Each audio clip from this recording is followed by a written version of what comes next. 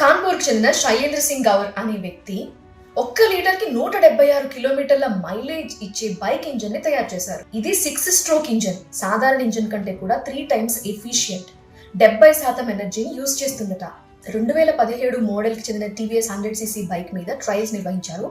30 minutes వచ్చింది. 50 ml petrol.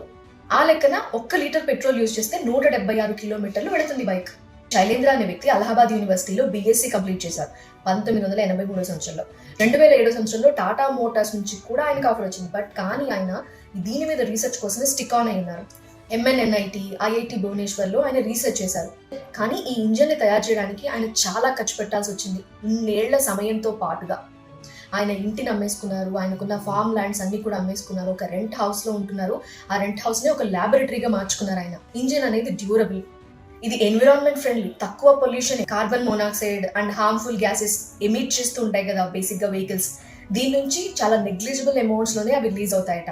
అందుబాటులోకి వస్తే సామాన్యులకి చాలా ఉపయోగపడుతుంది అంటున్నారు శైలేంద్ర. అందుకనే గవర్నమెంట్ కానీ, ఇన్వెస్టర్స్, లేదంటే ఆటోమొబైల్ ఇండస్ట్రీ హౌసెస్ కానీ ముందుకు వచ్చి ఈ టెక్నాలజీని ప్రొడక్షన్ లెవెల్ వరకు తీసుకువెళ్ళి సామాన్యుడికి అందేలా చేయాలని ఆయన కోరుతున్నారు. ఈ వార్త మనం ఆగస్టులో విన్నాం ఈ సంవత్సరంలో. కానీ ఇప్పటి వరకు ఇక నెక్స్ట్ ఏం జరుగుతుంది, ట్రయల్స్ ఏమైనా జరుగుతున్నాయా, టెస్టింగ్ జరుగుతుందా, ఎలాంటి అప్డేట్ రాలేదు.